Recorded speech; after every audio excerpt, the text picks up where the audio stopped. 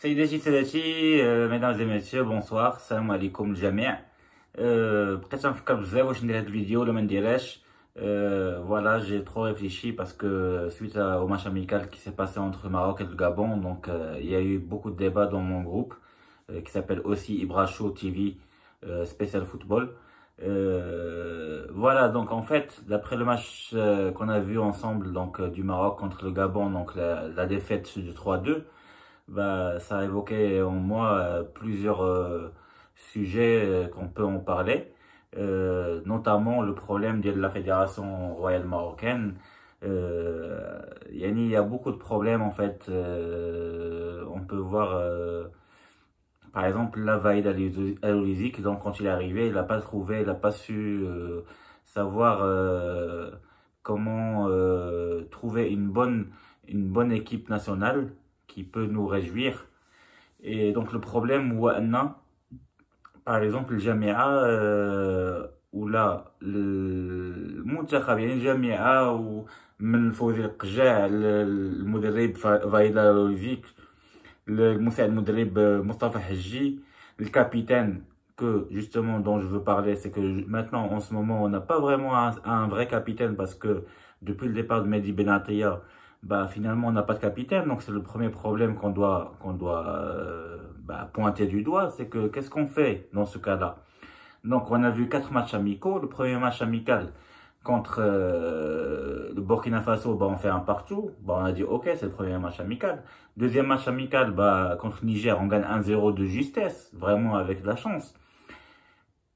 Là, troisième match amical, il n'y a même pas 3 jours, on joue contre une équipe très moyenne, la Libye, qui est classée 100e, 110e ou 120e. Et on fait quoi? On fait match nul, un partout, encore avec une erreur de Bono.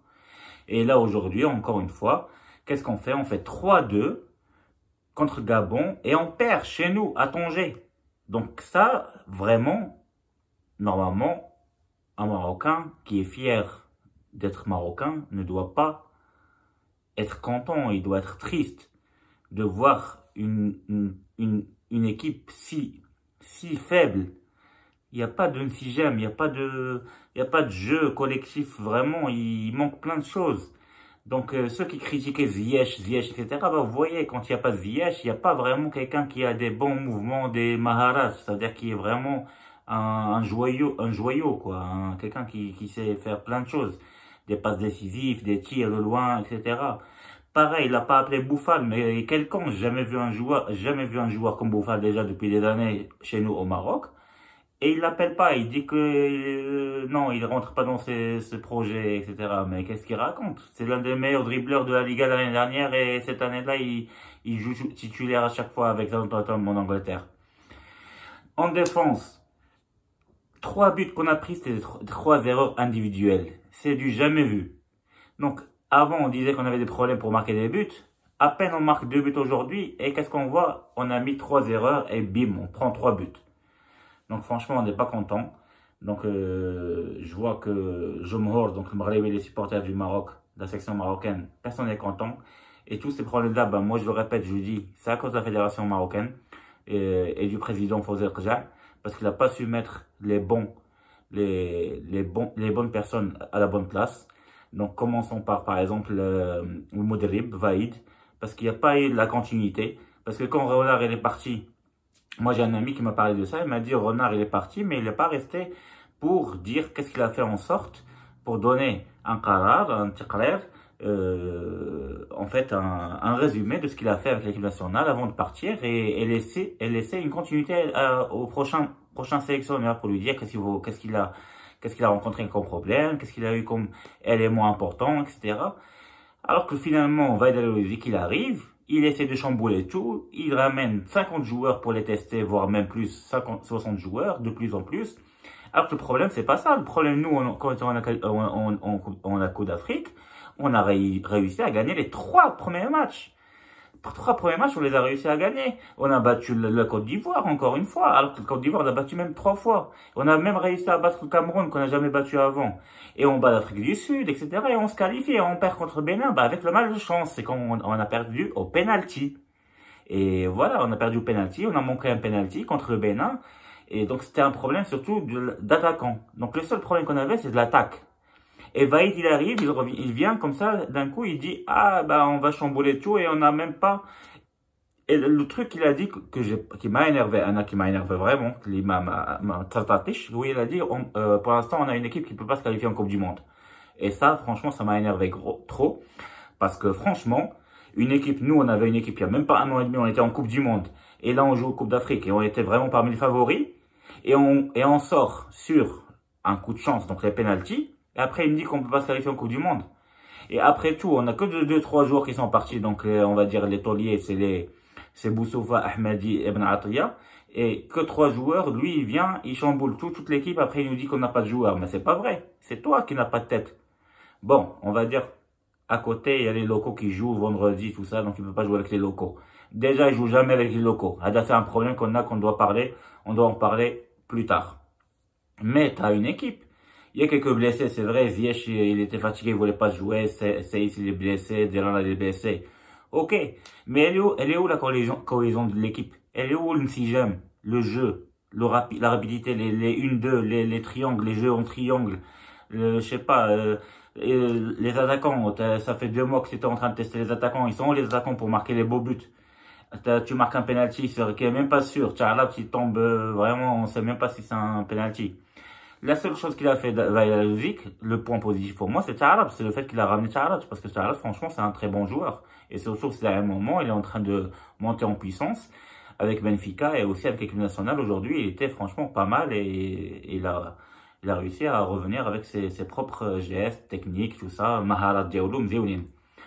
Donc voilà, je ne pouvais pas arrêter là. Si on voit, par exemple, comparer le Maroc avec l'équipe d'Algérie actuellement, franchement, l'Algérie elle est largement devant nous. Là, j'ai vu l'Algérie contre la Colombie. Elle a marqué 3 buts, elle gagne 3-0 contre la Colombie. Je ne sais pas si vous avez vu le match sur beIN Sport. Elle a dominé le match et c'était un match très joli à voir. Mehrez, il marque encore 2 buts. Il était décisif sur les 3 buts avec le premier but de Bounedjah. Donc bravo à l'Algérie, félicitations aux Algériens. Donc on aime bien cette équipe-là qui a une force mentale et qui joue un bon jeu. Finalement, elle joue un beau jeu finalement et même en contre-attaque, même en rapidité, elle arrive à marquer surtout, elle est efficace. Et Belmadi, c'est un très bon coach qui a réussi à vraiment unir ses joueurs pour donner un des très bons résultats. Sachant que l'Algérie, il y a 3 jours, elle a joué un match amical contre la RDC. Elle a fait un partout, mais elle a joué surtout avec les remplaçants. Parce que même Mahrez, il avait joué juste en deuxième mi-temps. Et il avait fait un partout avec le but de Slimane, etc. C'était un match moyen de l'Algérie. Mais aujourd'hui, ce soir-là, elle a donné une leçon de football au monde entier. Pour battre la Colombie 3-0 dans un terrain neutre, il faut le faire. Parce qu'il ne faut pas oublier que cette Colombie-là, elle est très forte. En Copa América, moi, quand j'ai vu la Copa América cet été-là, elle a réussi à battre l'Argentine 3-0. Avec les Cuadrado et tout ça. Ce soir-là, il n'y avait que James Rodriguez qui ne jouait pas. Franchement, bravo à l'Algérie. C'est tout ce que j'ai à dire. Sinon, je dis bravo à l'Italie qui s'est qualifiée avec, pour l'instant, elle a joué 8 matchs, elle a gagné tous les matchs, elle a 24 points. Donc même aujourd'hui, elle gagne 5-0 contre l'Einstein juste avec une deuxième équipe avec des joueurs, des remplaçants. Donc ils ont joué sans Jorginho, sans Immobilier, sans Insigne, etc. Ils ont réussi à gagner quand même. L'Espagne, elle aussi, elle est qualifiée avec 24 points à peu près. Elle a fait un partout contre la Suède. Donc, bravo à l'Espagne. Et voilà, pour revenir au Maroc, j'espère que tout ira bien prochainement quand on va jouer les qualifications. Les qualifications en mois de novembre contre la Mauritanie, etc. J'espère que Vaïd va trouver la bonne équipe qui est Mensajma, ça veut dire qu'ils jouent bien ensemble. Et qu'on n'aura plus ce souci-là parce qu'il n'y a même pas 2 mois, on avait une équipe qui était vraiment favorée en Coupe d'Afrique. Et d'un coup, là, on se retrouve avec une équipe qu'on construit depuis le début. Et ça, j'aime pas du tout. Franchement, on n'est pas dans un cas qui est génial. Et voilà, donc félicitations à l'Algérie encore une fois. Et j'espère que tout ira bien. Et bientôt, Inch'Allah, je vais vous parler de la Ligue des champions des clubs africains. Je parlais les 4 poules, donc que ce soit les poules de l'Ahli ou la de Zamalek, on ne sait pas encore si elle va se qualifier ou pas. de la poule du Raja avec l'Espérance et de la JSK de Kabylie. Sans oublier aussi la poule de Wydad, le groupe du Wydad avec, avec Sundowns qui est difficile et l'USMA.